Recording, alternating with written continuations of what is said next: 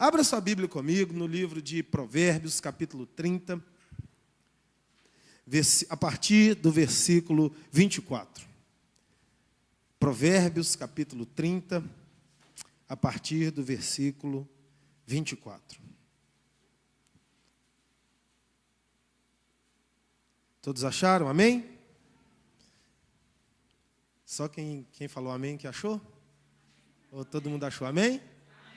Então agora todo mundo achou. Se você falou amém só para me agradar. No mundo há 4 animais que são pequenos, mas muito espertos. As formigas que são fracas, mas ajuntam a sua comida no verão. Os coelhos selvagens, que também não são fortes, mas fazem as suas casas nas pedras. Os gafanhotos, que não têm um rei, mas avançam em bandos. E as lagartixas, que qualquer um pode pegar com a mão, mas podem ser encontradas no palácio. Salomão era um grande pensador. Ele foi o homem mais sábio da terra. E a sua sabedoria era fruto de suas reflexões. Só que o legal da sabedoria não é só saber, é aplicar aquilo que se sabe. Tem muita gente que tem um conhecimento gigantesco da palavra, mas na hora que a pressão vem contra ela, ela não sabe aplicar aquele conhecimento que tem da palavra na situação que está vivendo. Então, inviabiliza o poder da palavra. Por isso o apóstolo Paulo disse, a letra mata, mas o que vivifica é o Espírito. Porque o Espírito tem o poder de pegar o conhecimento e fazê-lo prático nas situações e adversidades da vida. E esse era a grande questão de Salomão. Ele acumulava muita sabedoria em seu ser, dom dado por Deus. Mas além de acumular, ele trazia à prática essa sabedoria. E quando ele está falando sobre essas reflexões de animais, às vezes insignificantes, ele está tirando ali um grande segredo da sabedoria e trazendo para a prática nas situações que vêm para a sua vida.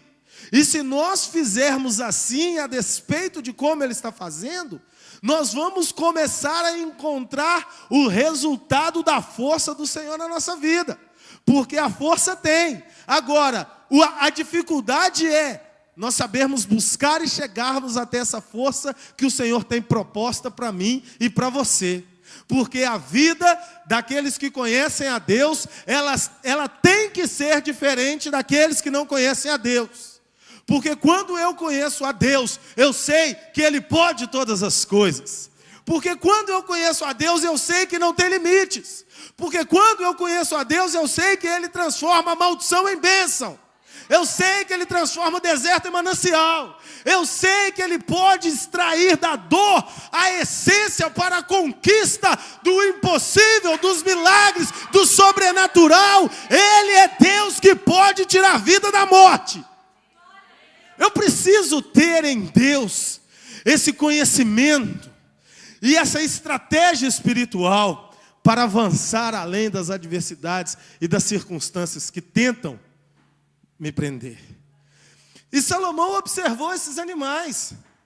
As formigas, elas são pequenas, elas são fracas, mas elas ajuntam a sua comida no verão. Por quê? Porque no inverno, elas não vão conseguir andar e se movimentar como no verão.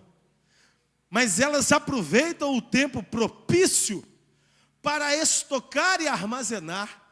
E quando os outros insetos estão morrendo de fome, ela está vivendo no seu quartel-general. Tem até a historinha da cigarra, que cantava no verão. E a formiguinha trabalhava. Essa é muito antiga para vocês, né? Mas é da minha época. E quando chegou o inverno, a cigarra foi bater na porta das formigas e pedir comida para as formigas. Só que as formigas falaram: o que nós temos aqui é só para a nossa toca. E a cigarra morreu cantando de frio.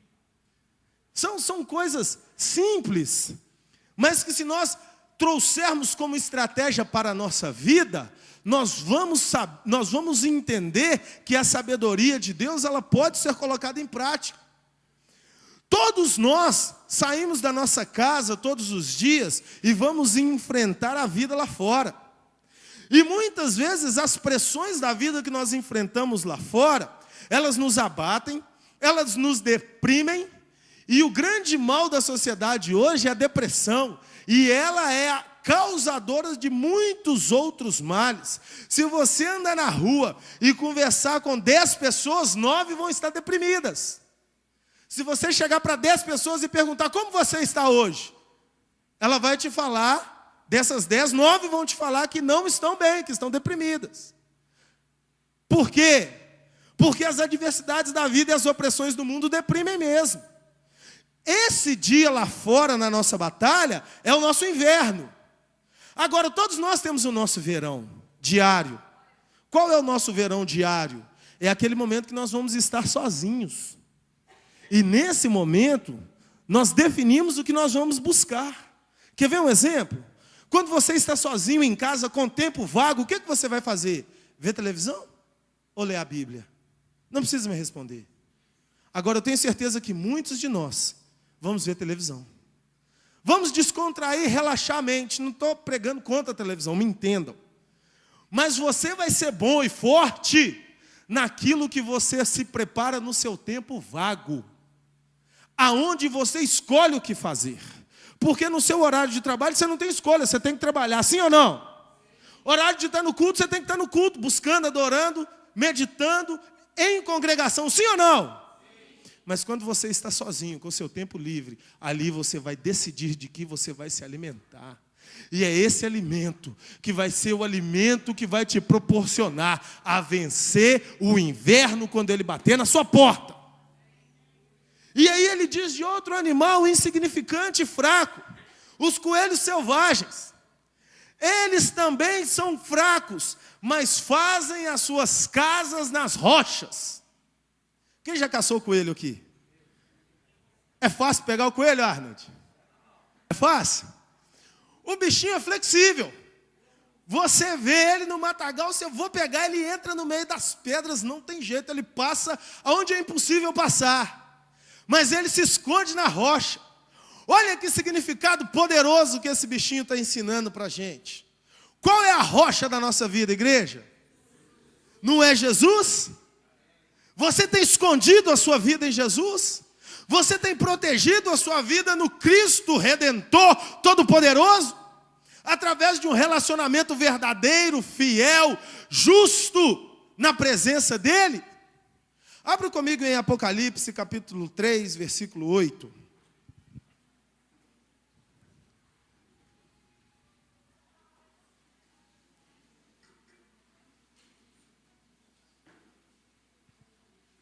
Conheço as tuas obras. Eis que tenho posto diante de ti uma porta aberta, que ninguém pode fechar. Que tens pouca força. Entretanto, guardaste a minha palavra e não negaste o meu nome. Parece que esse texto foi escrito por coelhinho selvagem. Não parece? Conheço as tuas obras. Sei que tem pouca força, entretanto, guardaste a minha palavra. O que ele faz? Ele se esconde no rochedo. E ele é digno da admiração. A formiga trabalha no verão. Trabalhe o seu espírito no verão da sua vida. Porque o inverno certamente virá.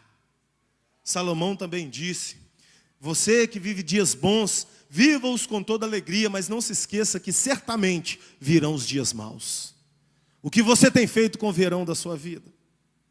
O que você tem feito com o seu tempo?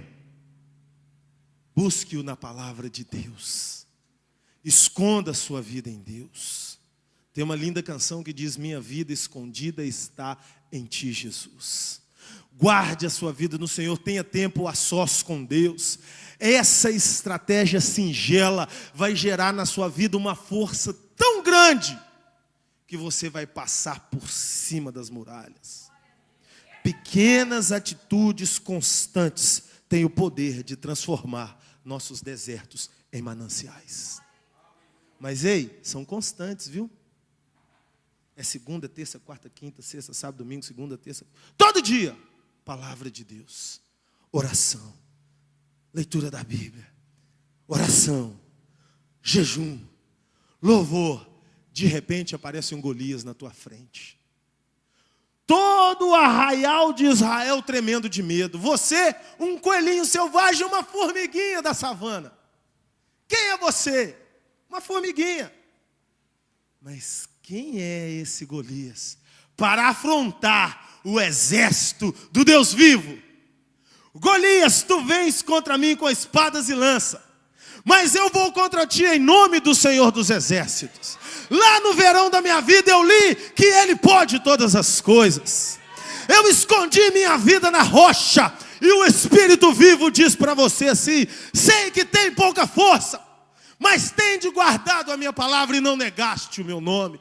Por isso diante de ti pus uma porta aberta, a qual ninguém,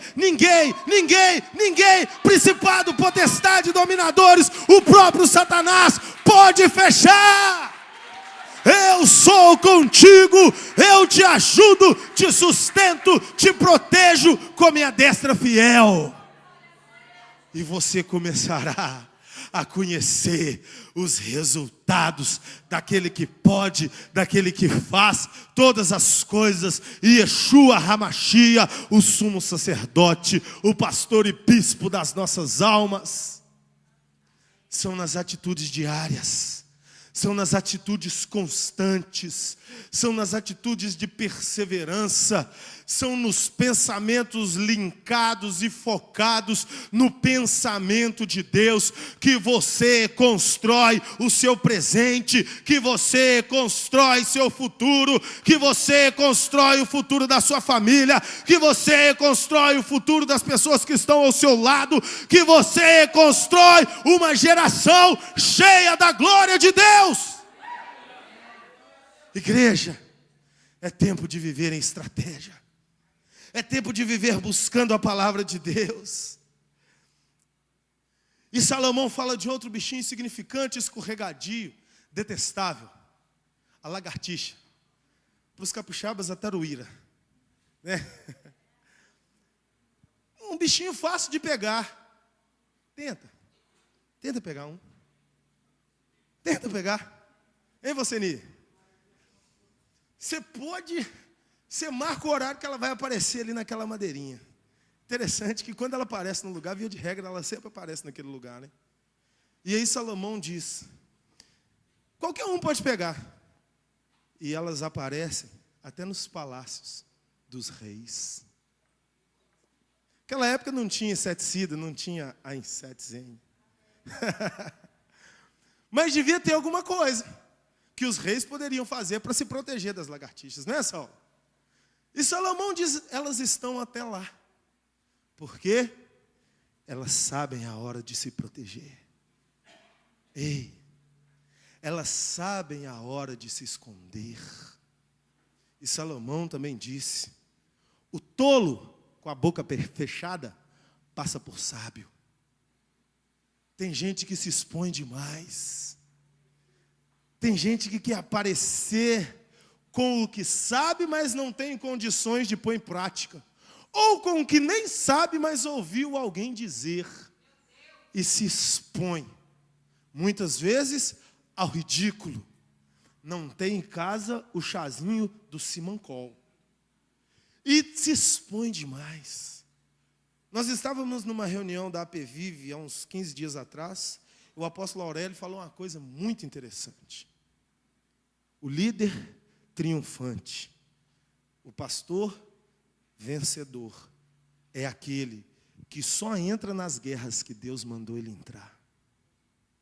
Nem toda guerra é para você entrar.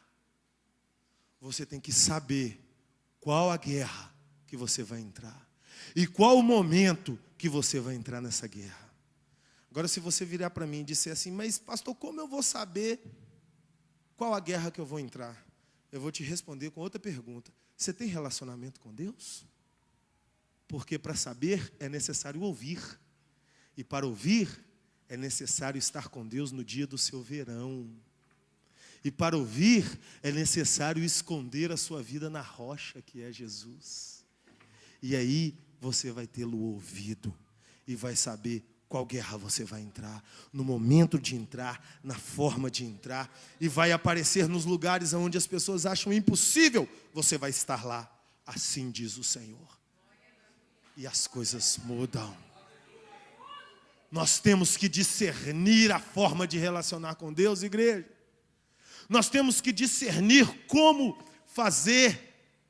O apóstolo Paulo queria ir para a Espanha, mas o Espírito Santo de Deus disse: não, você não vai. Você vai para Troade. Mas lá tem perdidos. Lá precisa de salvação do mesmo jeito, sim ou não, igreja? Mas o Espírito Santo disse não. Você tem ouvido não do Espírito Santo ou só sim? Eu quero te dizer que se você só tem ouvido sim do Espírito Santo, existe um percentual de desejo seu, produzindo um sim no seu interior. Sabe quando a gente força um resultado? Sabe quando você quer uma coisa, você quer que a pessoa te diga uma coisa e você coloca a resposta na boca dela? Às vezes a gente faz isso com o Espírito Santo. Mas com ele não cai nessa. E aí nós perdemos aquela divisão do espírito e da alma e ficamos na alma. E aí tem gente quebrando a cara, entrando onde não é para entrar, apanhando, volta todo quebrado. O Senhor não me ajudou, mas eu nem te mandei ir, meu filho. Por quê? No seu verão, você estava lá, assistindo um programinha de televisão, jogando um buraco, jogando conversa fora. Podia estar de joelho. Não podia? Mas não estava. Tem gente que fala: eu não tenho tempo para orar. Ah, tem. Ah, mas tem. Ah, mas tem tempo para fazer alguma coisa. Um dia desse eu estava conversando com uma irmã muito íntima, muito querida, e falando: ah, fulano, faz assim. Ah, não, mas eu não vou ter tempo de fazer isso assim, porque eu tenho que fazer um negócio agora. Mas me conta, aquele negócio assim, como é que ficou? Aí eu falei com ela: peraí. Tinha intimidade, né? Você não pode fazer isso que eu estou te pedindo, que vai demorar 45 segundos. Mas pode ficar 1 minuto ouvindo eu te contar como é que foi aquela situação. Não vai saber, curiosa. É a administração do tempo, igreja. Quem não tem tempo para orar que nada. Vamos tomar postura de homens e mulheres de Deus e falar: eu não estou priorizando Jesus. E aí tem restauração quando assumimos a nossa falha. Não estou escondendo minha vida na rocha. Estou entrando e saindo de forma errada. Mas aqueles que têm a presença do Senhor alcançam triunfo e vitória. E ele fala de outro animal insignificante, o gafanhoto. Tem gente que tem medo de gafanhoto, de grilo, não pode ver, mas isso é psicológico. É psicológico, viu? Quem tem medo aí, corta meu pescoço, mas não fala quem é. Porque não faz mal nenhum. E ele fala assim, uma coisa muito interessante: os gafanhotos não têm líder. Eles não têm líder, mas eles andam em bando. O que tem isso a ver? Todos eles têm o mesmo princípio de honra e senso de responsabilidade unânimes para chegar nos seus objetivos. Hoje de manhã conversávamos aqui na igreja sobre a guerra política que está tendo no Brasil. E nós, os evangélicos, estamos sendo frontalmente atacados. Isso é normal, é profético, é bíblico, e isso iria acontecer. E eu e o pastor Everton, o apóstolo, nós conversávamos. E graças a Deus, pelo pastor Marco Feliciano, que está lá, tomando de tiro de todo lado, mas está lá firme. Agora, o que precisa? Precisa de evangélicos sérios para criarem uma bancada evangélica forte para fazer pressão contra as trevas nos meios políticos. Mas eu disse para o pastor Everton assim: a bancada forte já tem. Está cheio, está assim, ó, de vereador evangélico nas câmaras municipais. Não está? Está assim de deputado estadual crente. Amém? Está assim de deputado federal crente. Não está? falta um líder. Faltam líderes que se exponham com a cara para apanhar, porque certamente vai apanhar. É o que falta. Por quê? Porque o povo sem líder não chega a lugar nenhum. Esse é o ser humano. Mas o gafanhoto é diferente. Eles não têm líder, mas eles andam em bando. E aí fica uma grande lição. Nós podemos ser assim, se tivermos a essência do Espírito Santo completa em nós. Porque esses animais, eles foram dotados de um instinto de sabedoria, dado por Deus. Amém? E é interessante como Deus age.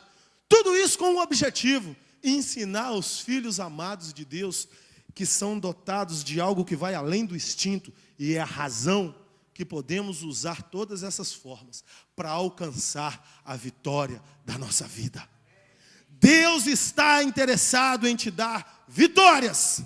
Ele já propôs todas as formas e os meios para que você alcance a vitória. Agora depende de você. Trabalhar bem no verão, esconder sua vida na rocha, saber qual é a guerra que você tem que entrar e, como um exército bem arregimentado, marchar lado a lado do seu irmão, sem um apertar o outro, para sobre todas as coisas alcançar o prêmio da soberana vocação em Cristo Jesus. Que é uma vida que é fruto de perseverança e que alcança a essência, a vitória e a glória de Deus para a sua vida. Em nome de Jesus. Amém? Fique de pé nesse momento. Quantos são filhos aqui e têm pais? Ou já tiveram? Você sabe se relacionar com seu pai, não sabe? Você sabe a hora de falar alguma coisa com ele, não sabe? Você sabe a hora de pedir e a forma de pedir para ganhar, não sabe? Sim ou não? Então você sabe se relacionar com seu pai. Vou dizer um segredo para você aqui. Toda pessoa tem uma senha e uma contrassenha. Já viu lá no banco que você digita a senha, aí o Bradesco, por exemplo, pede a chave do cartãozinho? Não é? Toda pessoa tem isso. Ninguém é turrão toda hora. Ninguém está feliz toda hora. Toda pessoa tem suas senhas e contrassenhas. E nós nos relacionando, precisamos saber conseguir as coisas para viver bem com as pessoas. O marido com a esposa com o marido, o pai com o filho. É ou não é? Nem nós que somos pais vamos impor tudo aos nossos filhos. Nós temos que saber nos relacionar com eles, até para conduzi-los no caminho da verdade. Não é, igreja? Com Deus é a mesma coisa. Só que Deus não tem desequilíbrio. Deus, Ele não tem neuras. Deus, Ele não tem os polos que nós seres humanos temos. Não é bipolar, eu não queria usar a palavra, mas é. Deus não tem os extremos que nós temos. Deus é perfeito. Mas Ele quer relacionar com você. Ele quer te falar: meu filho, eu não vou te dar essa bênção agora, porque você não está pronta para receber. Mas espera, porque mais importante do que a bênção é o que eu estou construindo no seu coração. E você virar para ele e dizer: seja adorado, Senhor. E ele vai falar: essa menina está entendendo o processo. E aí você vai tendo as atitudes constantes e vai chegando nos resultados. E o mais lindo de Deus é que Ele não vai fazer tudo que nós queremos, mas Ele vai fazer o que é bom para nós. E aí nós aprendemos a ter uma postura de quebrantamento na presença dEle, nos relacionando com Ele, seguindo os passos firmes para chegarmos sobre todas as coisas na vitória que Ele tem para a nossa vida. O Salmo 87 diz assim: bem-aventurado é o homem que confia no Senhor, que passando pelo vale árido faz dele um manancial. Coloca aqui para mim, por favor, Tiago. Eu não sei se é 87 ou 84. Coloca o versículo 3. Não, pode voltar lá no 1. Vamos ler o salmo todo. Quão amáveis são os teus tabernáculos, Senhor dos exércitos. A minha alma suspira, sim, desfalece pelos átrios do Senhor. O meu coração e a minha carne clamam pelo Deus vivo. Até o pardal encontrou casa, e a andorinha ninho para si, onde crie os seus filhotes, junto aos teus altares, ó Senhor dos exércitos, Rei meu e Deus meu. Bem-aventurados os que habitam em tua casa, louvar-te-ão continuamente. Bem-aventurados os homens cuja força está em ti, em cujo coração estão os caminhos altos, passando pelo vale de Baca, que é a mesma coisa de vale árido, fazem dele um lugar de fontes ou um manancial, e a primeira chuva os cobre de bênçãos. Mas o 7, vão sempre aumentando a força, cada um deles aparece perante Deus em Sião. Preste atenção, que esse abençoado, ele encontrou os altares do Senhor. Como o pardal encontrou casa, sabe onde o pardal faz a sua casa?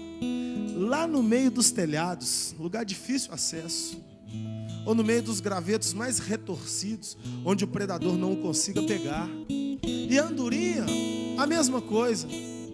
E eles encontraram ninho aonde? Nos teus altares. E aí o salmista diz: eu encontrei os teus altares, Senhor, Rei meu, Deus meu. Porque ele foi como o coelhinho selvagem que fez a sua casa escondida na rocha. Quando você faz a sua vida em Deus, os predadores não te tocam. E depois disso tudo pronto, ele vai indo de força em força, e ele passa pelo vale árido, e o salmista não diz que é Deus que faz do vale o manancial. Ele fala, o qual passando pelo vale árido, faz dele o manancial. Porque quando a sua vida está escondida em ti, em Deus, não tem deserto, não tem opressão, não tem Satanás que te oprima. Venha o que vier, eu te encaro. Eu te encaro, capeta, eu te encaro deserto, eu te encaro dívida, eu te encaro necessidade, eu te encaro enfermidade, porque a minha vida está escondida em Deus. E quando ele rompe pelo meio desse deserto, aí ele olha para trás e ele já não acha mais o deserto, porque o deserto se transformou no manancial. E eles vão indo de força em força, e todos se apresentam diante de Deus em Sião. Ei, Nova Jerusalém é lugar de vencedores. Só os vencedores habitarão lá. Por isso eu comecei dizendo, você não vai achar em Deus um pensamento que te puxe para trás. Com Deus é só vitória. Vamos aplaudir o Senhor bem forte, porque Ele merece.